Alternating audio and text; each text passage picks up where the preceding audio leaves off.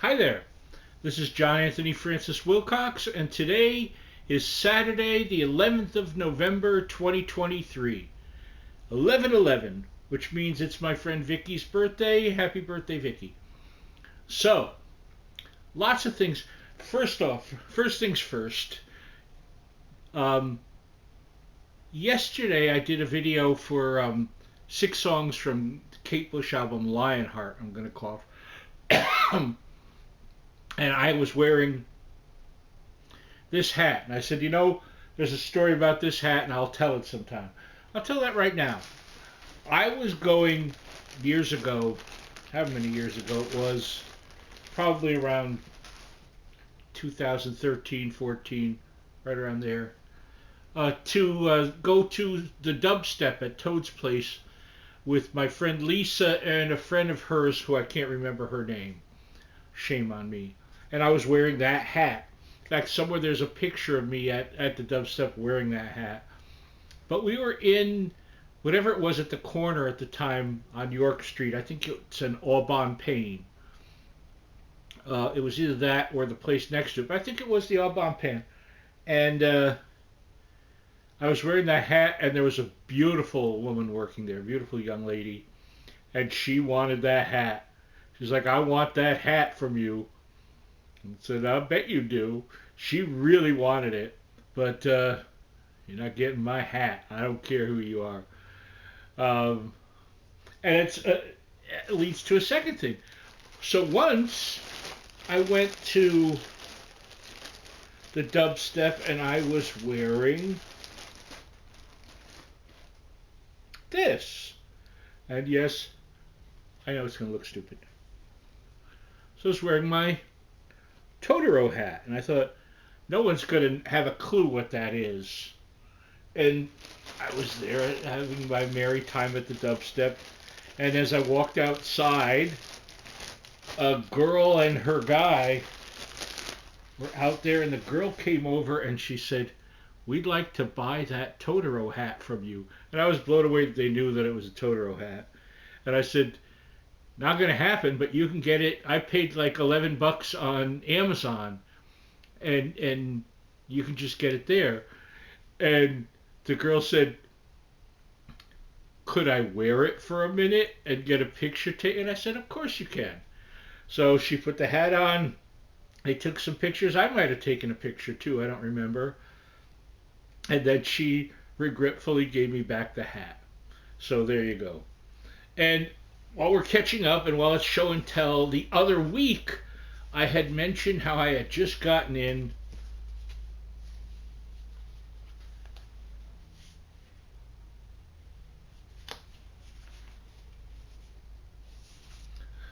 the 1975 album Earthbound by the Fifth Dimension, which was really the last album by the main version of the Fifth Dimension. And also it was produced by Jimmy Webb, their great songwriter, who didn't write everything on here, but he wrote the majority of it. There's a few songs, like there's a version of is it I've Got a Feeling, to Lennon McCartney, the Beatles, yeah, and a George Harrison song, Be Here Now, or Be Here How, pardon me, and Moonlight Mile, which is a Rolling Stones song. But it was kind of the last hurrah of that iteration of the Fifth Dimension, and then after that, Marilyn McCoo and Billy Davis Jr. would leave to do kind of more, disco-y stuff and whatever, and they're still together and they're still doing stuff, but this was really sort of spiritually in the studio anyway, the end of the Fifth Dimension. So we're all caught up on that. So what else? My friend Stacy also had a birthday this week. Happy birthday, Stacy. I'm glad you liked the card. And I agree with you, Cindy, that Chris Squire is probably the best bass player there ever was as a total package. And as I replied to you, I think John Camp was up there too from Renaissance. And it was nice to hear from Rob Generini on that same piece of Yes music. So let me tell you of two different dreams. So during the week, I had one and I had one last night. During the week, I had this dream that I was at the old version of the Westport Public Library and they were having some kind of like sale in there, like a book sale, an item sale. And in the dream, I ran into my friend Bob Weber Jr., not Sr., who of course was also a dear friend of mine. And Bob Weber Jr. came to me and showed that he had just bought this 3 foot tall old Santa Claus doll. That was unusual, but what was really weird was it came with its own colorful beaded coffin. And I looked at it and I said to him, well, you know what your dad would say. And he just kind of nodded. And then I didn't say, but what I meant, because I didn't say it in the dream, is you could do anything. Like a lamp could fall on your head and his dad would go, well, that's a good thing. And let me tell you why. And he'd have a reason why it was a good thing. So that was a dream. And last night I had a dream that I was at, I think it was the old version of the Oakdale Musical Theater on one level, and then it was also an outdoor venue because it's a dream and those things kind of change. Anyway, I was going there to go see the band Yes. And I had a seat all the way in the back, and in the dream I crawled along and was sitting in different seats until I ended up in the very front on house left in the very first seat, and I was looking at them, but it wasn't Yes, it was this beautiful, like a multicolored maple tree that was playing Yes music. And I remember I heard part of Heart of the Sunrise and was thinking they were going to play, which they do currently on tour, a set of bits from the four different sides of Tales from Topographic Oceans. So that was the main part of the dream. But then a few aisles back, I ran into my dear friend Mark Sinnott and his wife Belinda, and we were talking about seeing Yes.